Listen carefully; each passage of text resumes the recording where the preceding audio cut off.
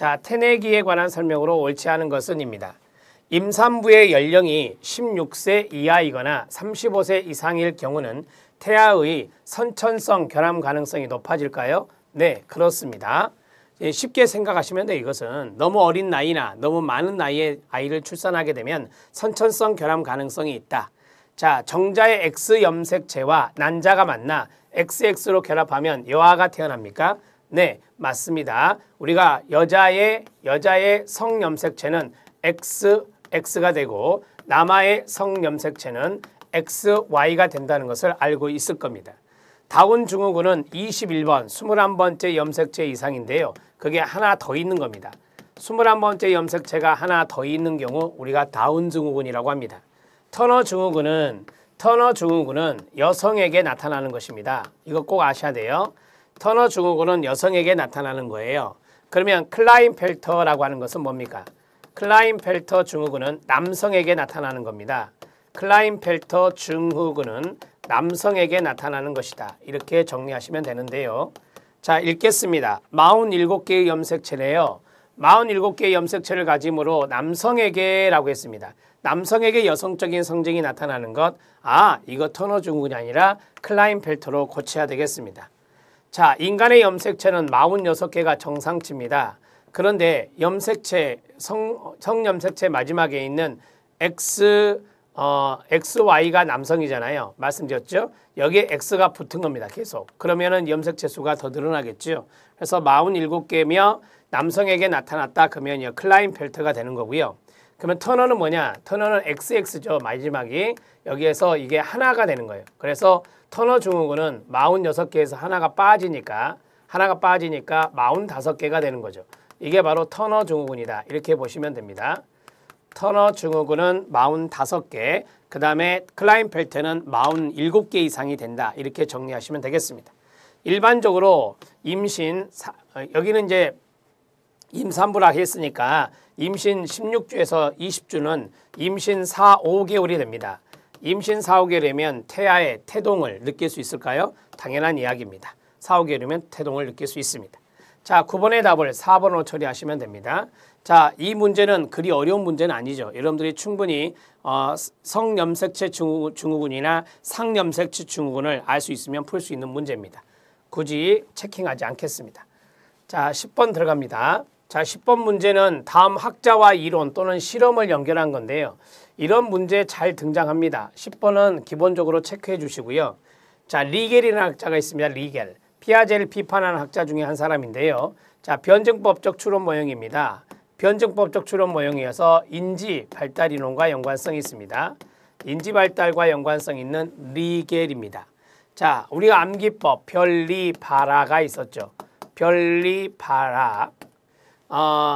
우리가 이제 별리바라는 변증법적 추론 모형이 리겔이라는 겁니다.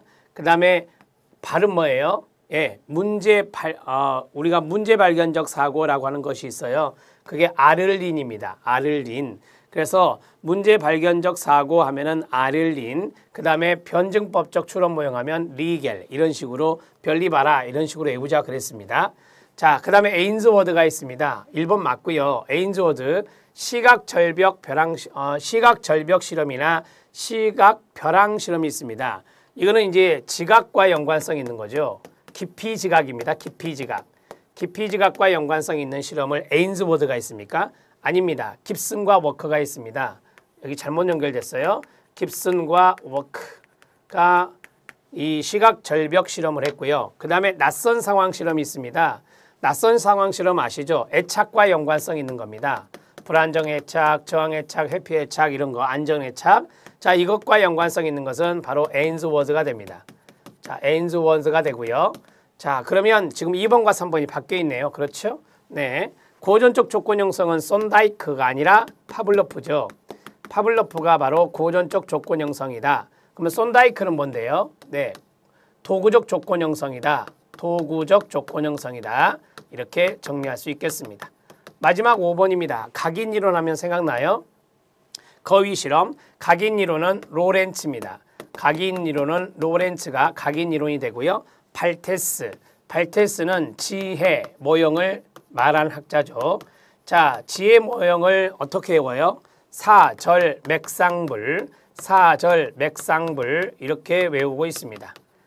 자, 뒤에 문제 나올 겁니다. 사실적 지식, 절차적 지식, 맥락주의, 상대성, 그 다음에 불확실성 이런 것들이 이제 지의 모형을 구분하는 기준 5가지라고 하죠.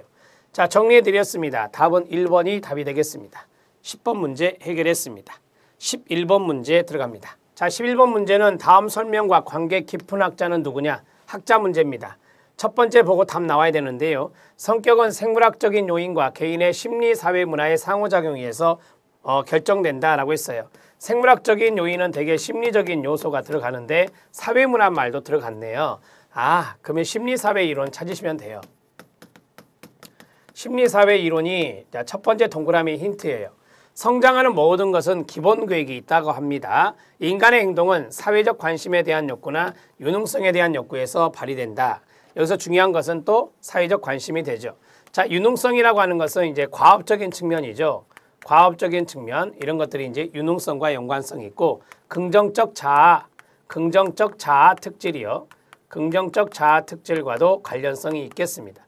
뭐 이러한 것들이 바로 유능성, 사회적 관심, 기본 계획. 성장하는 모든 것은 기본 계획이 있다. 이전의 발달 과업을 완수하면 다음 단계는 잘 완수할 수 있다라고 하는 계획. 이게 바로 점성의 원리, 점성성과 관련성이 있습니다.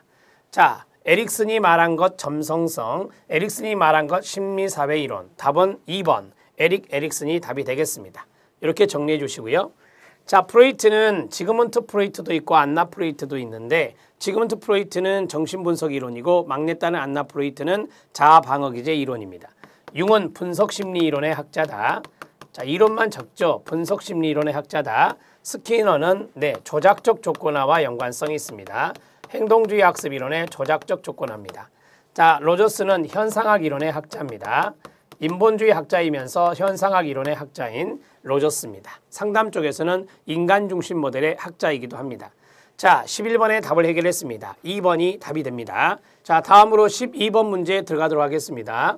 자, 12번 문제는 특성 불안의 문제입니다. 12번 문제 별표 특성 불안에 대한 내용으로 옳지 않은 것은입니다. 자, 특성 불안은 우리가 불안과 연관성이 있는 건데 여기 있는 문제 상당히 긴 지문이지만 이걸 보면서 특성 불안을 잡아주시면 됩니다. 자, 이 특성 불안은 비교적 지속적인 일종의 성격 특성이라 보면 됩니다. 지속적으로 나타나는 것이다 이렇게 보시면 되겠고요.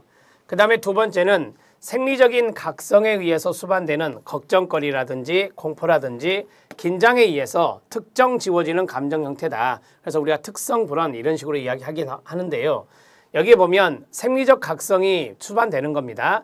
걱정이나 공포나 긴장 이런 것들이 이제 특성 불안에 해당될 수 있고요. 이게 이제 일시적으로 나타나는 게 아니라 비교적 지속적으로 나타나는 것이다.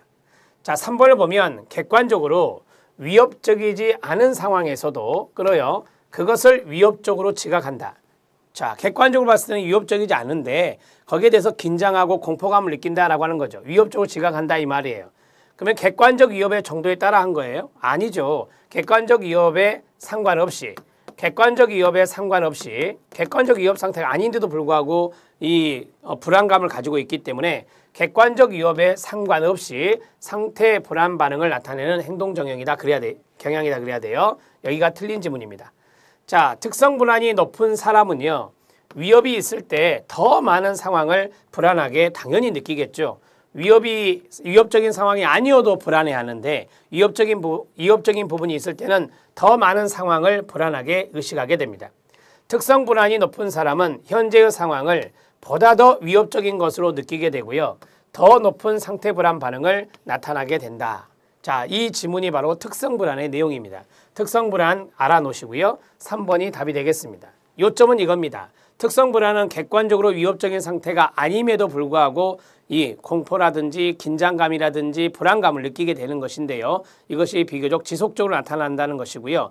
그 다음에 특성 불안의 정도가 높은 사람은 다른 사람보다도 훨씬 더 높은 수준으로 그 불안을 지각한다는 것을 알아두시면 되겠습니다.